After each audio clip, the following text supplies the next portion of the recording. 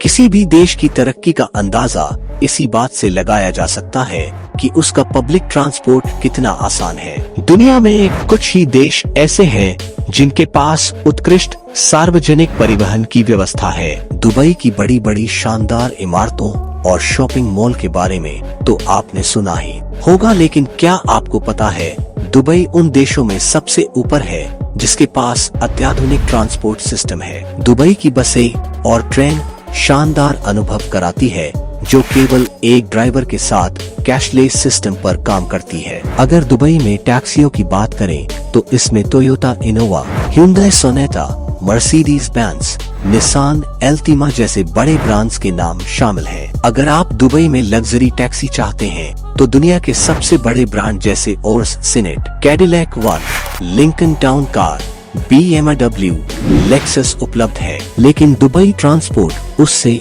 आगे की सोच रहा है, इसलिए अभी कुछ दिनों पहले ही दुबई ने हवा में उड़ने वाली टैक्सी का सफल परीक्षण किया था जो एक ड्राइवर और एक सवारी को लेकर 90 सेकंड तक आकाश में रहा। वीडियो में बने रहे, आगे मजा आने वाला है। लेकिन आगे बढ़ने से पहले लाल रंग वाला बटन दबाकर चैनल को सब्सक्राइब करें। आप तक वीडियो पहुंचाने में बहुत मेहनत करनी पड़ती है। धन्यवाद। यूई अकल्पनीय कामों को करने में विश्वास रखता है, चाहे पूरी दुनिया को समुंदर में बसाना हो या फिर दुनिया की सबसे ऊंची इमारत को बनाना हो। जी हाँ, यूएई समुद्र में पहली इंटरनेशनल अंडर वाटर रेल चलाने की परियोजना पर काम कर रहा है। इसका विस्तार फुजिरा से मुंबई के बीच होने का प्रस्ताव पारित किया गया है। मैंने 10 साल दुबई में बिताया, लेकिन समुंदर के अंदर से दुबई से इंडिया का सफर मुझे रोमांच से भर रहा है। यह यूएई का अंडर वाटर मेगा प्रोजेक्ट अरब सागर के अंदर होते हुए मुंबई तक जाएगा। अगर यह परियोजना सफल रहती है तो आपका दुबई से मुंबई का सफर 2 घंटे का हो जाएगा। आमतौर पर दुबई का हवाई सफर 2.5 घंटे से 3.5 घंटे का होता है। कागज पर दिखने वाले कुछ असंभव से प्रोजेक्ट को दुनिया में कहीं पूरा किया गया है तो वो यूएई है। संयुक्त अरब अमीरात का हमेशा से एक आदर्श कथन रहा है, इमेजिन अनइमेजिनेबल, लेकिन यह अंडर वाटर मेगा प्रोजेक्ट कई बड़े सवाल खड़े करता है। इसका सबसे बड़ा डर यही है कि अगर ट्रेन का पानी के अंदर दुर्घटना होती है तो क्या होगा? दुर्घटना की स्थिति में बचाव कार्य कैसे होगा? समुद्र में प्राकृतिक आपदाओं से कैसे निपटा जाएगा? अगर ट्रेन टनल टूटता है तो रिपेयर कैसे होगी? आइए विस्तार से जानते हैं इस अंडर वाटर ट्रेन प्रोजेक्ट के बारे में। अबू धाबी में हुई यूएई इंडियन कॉन्क्लेव में नेशनल एडवाइजर ब्यूरो लिमिटेड के director and chief consultant Abdullah Al Shahihi ने Fujairah Mumbai under water ultra high speed railway route के प्रोजेक्ट को पेश करते हुए बताया कि ये दुनिया के एकमात्र ऐसा प्रोजेक्ट होगा जो 2 देशों को जोड़ता होगा। इसका सबसे पहले विदेशी व्यापार के लिए इस्तेमाल किया जाएगा। अभी तक यूएई में किसी तरह की सब्जी या फसल को पैदा नहीं किया जाता, इसलिए भारत के लिए यह प्रोजेक्ट सबसे अधिक फायदेमंद होगा। अब्दुल्ला अल शही कहते हैं प्रोजेक्ट सफल रहा तो तेल सीधे भारत पहुंचेगा, जिससे भारत का तेल ट्रांसपोर्ट पर होने वाले खर्चों को काफी कम किया जा सकेगा। दोनों देशों के बीच इंपोर्ट एक्सपोर्ट बढ़ने से भारत की अर्थव्यवस्था पर सकारात्मक असर पड़ेगा। यूएई में खाने वाली तकरीबन सभी चीजें दूसरे देशों से मंगाई जाती है। भारत यूएई का दूसरा व्यापारिक देश है, लेकिन अगर यह प्रोजेक्ट पूरा होता है तो वो पहले स्थान पर आ सकते हैं। हालांकि यह प्रोजेक्ट दोनों ही देशों के लिए अच्छा होने वाला है। फायदा तो आपने जाना, लेकिन इस मेगा प्रोजेक्ट का सबसे बड़ी दिक्कत क्या है? पानी के अंदर दुर्घटना सोचने से ही रूह कांप जाती है। फिलहाल शुरुआती दौर में सिर्फ माल ढोने के लिए इस्तेमाल किया जाएगा। जब तक पूरी तरह से टेस्टिंग कंप्लीट नहीं होगी तब तक केवल माल को ट्रांसपोर्ट किया जाएगा। अब दुर्घटनाओं का परीक्षण किया जाएगा, उसके बाद ही मानव पैसेंजर्स के आवागमन को अनुमति मिलेगी। दुर्घटना के समय रेस्क्यू सबसे बड़ी समस्या है।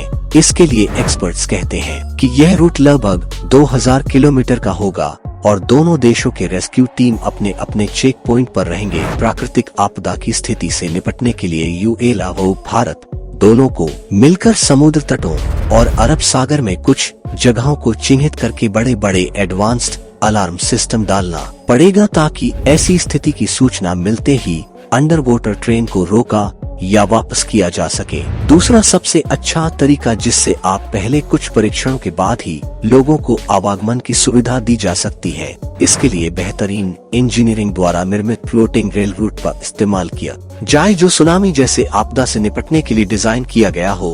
और आज ऐसी इंजीनियरिंग टेक्नोलॉजी विकसित हो चुकी है जो इस निर्माण को पूरा कर सकते हैं। अगर आप ये सोच लें हैं कि यह अंडर वाटर अल्ट्रा प्रोजेक्ट बकवास है, तो चीन का प्लान जानकर आपके नीचे से जमीन खिसक जाएगी। चीन दुनिया के सबसे अकल्पनीय रेल प्रोजेक्ट पर काम कर रहा है जो दुनिया के कई देशों को प्रभावित करेगा। चीन दुनिया का सबसे बड़ा रेल रूट स्थापित करना चाहता है जिस पर उसकी बाद उन देशों से चल रही है। यह नॉर्थ ईस्ट चीन से शुरू होकर रूस के बीच से होते हुए समुंदर के अंदर 125 मील के रास्ते को पार करते हैं अलास्का, कनाडा को पार करके यूनाइटेड स्टेट्स तक जाएगा। लेकिन चाइना के इस प्रोजेक्ट का अमेरिकी मीडिया ने काफी आलोचना की है। हम सभी जानते हैं अमेरिका महाशक्ति है और चाइना हमेशा इन पे रास्ते का रोड़ा बनता आ रहा है। शायद इसलिए अमेरिका इस रेल प्रोजेक्ट की आलोचना कर रहा है। अमेरिका जैसे देशों ने